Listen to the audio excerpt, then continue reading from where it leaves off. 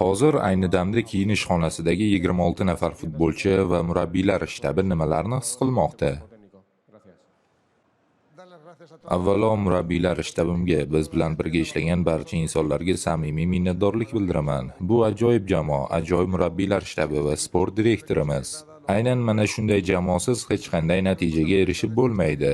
Albatta, bu muvaffaqiyatning bosh qahramonlari futbolchilardir, ammo ularning har kuni yanada kuchliroq bo'lishi uchun mehnat qilgan barcha insonlarning ham hissasi beqiyos. Nimalarni his qilyapmiz? Mendan bu savolni yarim finalga chiqqanimizda ham so'rashgandi. O'shanda balki baxt degani shudir deb javob bergan edim.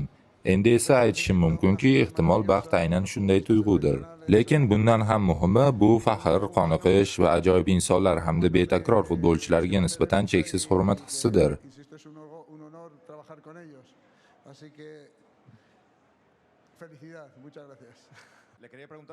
Ikki futbolchi haqida so'ramoqchiman. Birinchisi Ferran Torres. Ushbu jahon chempionatida unga xotirjam bo'l. Sening vaqting albatta keladi, sabr qil deb necha marta dalda berdingiz.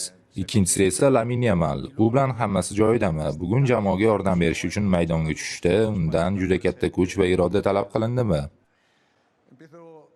Avval Lamin haqida gapiraman. Unga nisbatan faqat minnatdorlik so'zlarini ayta olaman. Lamin bugun o'zi odatlangan futbolni emas, balki jamoa manfaatini birinchi o'ringa qo'yadigan boshqacha futbolni namoyish etdi.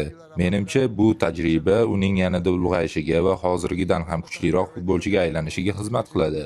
Bugun aynan Ferranning gol muallifiga aylanganidan juda xursandman. U tarixdan joy oldi. Aslida u allaqachon tarixga kirgan edi. Leo, Messi bilan gaplashishga ulgurdingizmi? Bugungi o'yin uning faoliyatidagi so'nggi uchrashuv bo'lganini tasdiqlay olasizmi? Yana bir savol siz haqingizda. Shartnomangiz dekabrgacha amal qiladi, ammo hamma sizning qolishingizni xohlayapti. Keyingi rejangiz qanday? Rostini aytsam, Leo bilan hali gaplashganim yo'q. O'zimga kelsak, prezident bilan suhbatlashaman. Nima qilishni istayotganim haqida ma'lum bir tasavvurim bor. Shartnomamni oxirigacha bajaraman, keyin esa vaziyatga qaraymiz. Prezidentdan esa meni shu lavozimga loyiq ko'rgani uchun cheksiz minnatdorman. Habría que verlo. Yo al presidente le estoy agradecido por haberme dado la oportunidad esta de estar en el lugar.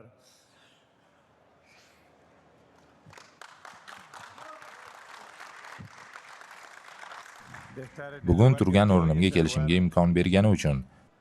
Soñado para todos. Bu har qanday murabbiy orzu qiladigan joy. Biz oxirgi daqiqagacha murabbiylar shtabi ham, futbolchilar ham bor kuchimizni berdik. Menimcha endi biroz vaqt olib, hammasini xotirjam o'ylab ko'rishim adolatli bo'ladi. Bu joy haqiqatan ham ajoyib. Bu men umrim davomida hatto orzu ham qilmagan darajadagi maskan. Biroz kuting, o'zimni bosib olay. Gapira olmayapman. Hayotimda bir kun kelib Argentina terma jamoasini boshqaraman deb hech qachon o'ylamaganman. Murabbiylar shtabimizdagi hech birimiz ham bir kun kelib shu darajaga yetamiz deb tasavvur qilmagandik.